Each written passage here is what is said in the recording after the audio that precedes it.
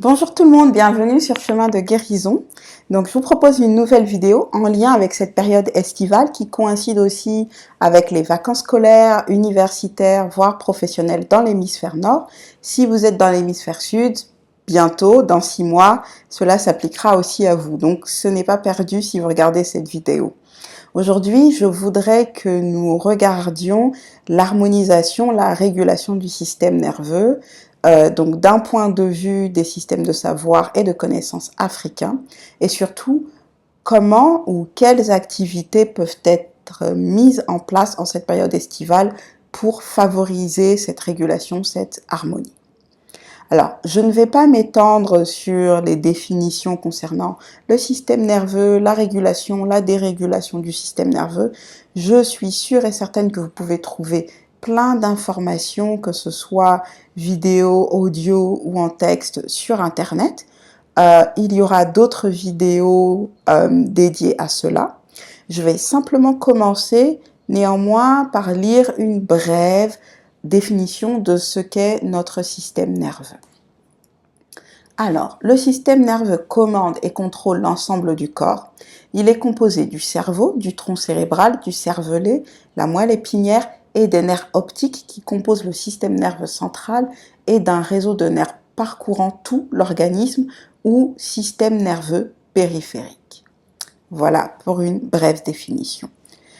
Alors, dans tous les systèmes de croyances et de savoir, qu'ils soient anciens ou même contemporains, il existe des solutions, différentes méthodes pour cette régulation. Et nombreuses de ces méthodes sont anciennes, donc ont été transmises depuis des générations et générations jusqu'à nous maintenant, et nombreuses de ces méthodes sont aussi communes, même si elles ont différents noms, même si elles prennent forme sous différentes pratiques, si je puis dire, ou dans différents contextes, en essence, elles sont souvent similaires. Je pense notamment à la pratique de la méditation en pleine conscience, vous en avez peut-être déjà entendu parler. Je pense aussi à une pratique comme la respiration, donc toutes les différentes techniques de respiration, les exercices de respiration. Je pense aussi à toutes les pratiques, tous les exercices qui vont solliciter des mouvements du corps physique. Ça peut être le yoga, ça peut être la pratique de certaines activités sportives ou de la danse qu'on retrouve beaucoup dans les cultures originaires d'Afrique et de sa diaspora. Aujourd'hui, je voudrais mettre l'accent sur une autre de ces pratiques qui est la connexion en pleine conscience avec les éléments naturels et les autres êtres vivants non humains. Alors, par connexion, j'entends passer un moment en pleine conscience, donc avec ces éléments naturels et ou autres vivants non humains. Je pense notamment aux êtres vivants végétaux. Si vous suivez cette chaîne depuis un moment, vous savez que j'en parle souvent, je fais souvent des vidéos où je suis dans des parcs, dans des forêts, etc. Voilà, c'est une pratique que j'ai adoptée depuis maintenant très longtemps et que je pratique très régulièrement. Alors, comment est-ce que vous pouvez mettre en place cela? Déjà, c'est l'été, en tout cas la période estivale, pour nous qui sommes dans l'hémisphère nord, et c'est vraiment, je dirais, le moment parfait pour s'y mettre, si ce n'est pas déjà quelque chose que vous faites.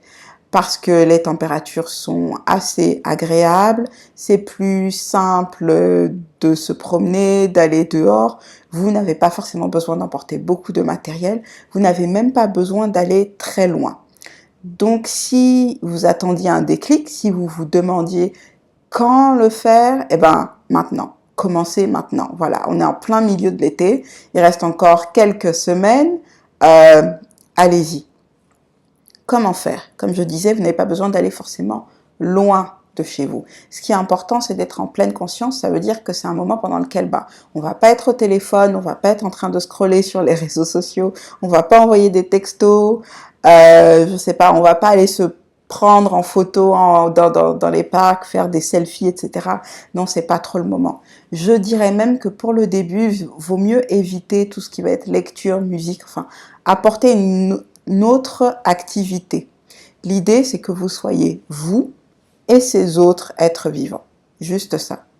Alors, vous pouvez vous asseoir, vous pouvez marcher, vous promener, vous allonger si c'est possible, mais l'idée, c'est que vraiment vous preniez le temps d'être avec ces êtres vivants et donc d'activer vos sens, donc la vue.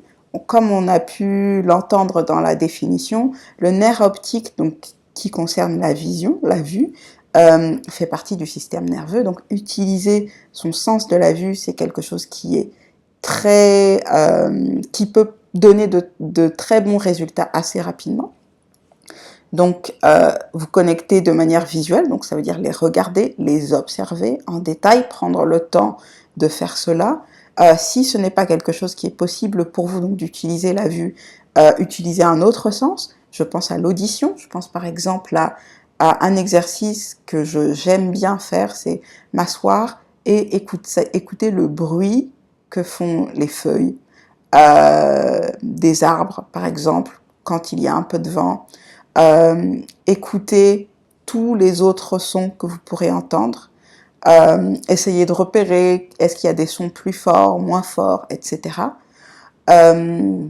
Oui, ça demande de la concentration, c'est justement le but de l'exercice, c'est que votre système nerveux puisse petit à petit donc retrouver un état des capacités où il pourra de plus en plus se concentrer et ne pas être tout le temps submergé par tout ce qui peut l'entourer, notamment le stress, les différentes sollicitations, et aussi si vous êtes dans une situation post-traumatique, ça peut vous aider à sortir des pensées redondantes qui sont aussi contraignantes. Si vous ne pouvez pas aller dans un parc, dans une forêt, etc., peut-être qu'il y a un chemin près de chez vous, pardon, ou si encore cela, ça n'est pas possible, comme je l'ai déjà mentionné dans plusieurs vidéos, vous pouvez aussi aller chez des fleuristes ou dans des magasins dans lesquels on vend des plantes. Il y a des êtres vivants végétaux, et donc vous pouvez faire cet exercice aussi là-bas. Bien sûr, vous allez pouvoir y rester moins longtemps, mais même 5 minutes, assez régulièrement, ça suffit. Ou si vous avez une ou plusieurs plantes à la maison, vous pouvez aussi le faire en restant chez vous. Ou en dernier recours, vous pouvez regarder sur la chaîne, il y a plein de vidéos dans lesquelles vous pouvez voir d'autres êtres vivants végétaux et vous pouvez aussi vous servir de ces vidéos. Toutes les vidéos que je fais dans lesquelles je partage, que ce soit des sons ou s'il y a des images de végétaux, ce sont des images, je dirais pas à 100%, mais 90%, ce sont des images que je fais moi-même, c'est-à-dire que je vais filmer ou prendre des photos moi-même. Il y a que quelques vidéos où j'ai utilisé des images présentes sur des banques d'images. Et pour les sons, par contre, quand il y a des sons aquatiques, par exemple, ce sont des sons que j'ai enregistrés. Ce sont donc des sons originaux. Vous écoutez vraiment le son de l'océan ou le son d'un fleuve ou le son d'une cascade qui existe réellement. Donc vous pouvez aussi vous servir du matériel que je partage sur la chaîne. C'est d'ailleurs pour ça que je fais l'effort d'aller dans ces endroits et de faire ces enregistrements, c'est pour que les personnes qui n'y ont pas accès, qui ne peuvent pas y avoir accès, puissent s'en servir via la chaîne. Voilà. Donc c'était une pratique que je voulais partager avec vous. Je reviendrai bientôt avec d'autres éléments. Surtout, profitons de cette période estivale pour investir en nous et avancer sur nos chemins d'harmonie. Voilà, à très bientôt et prenons soin de nous et des autres.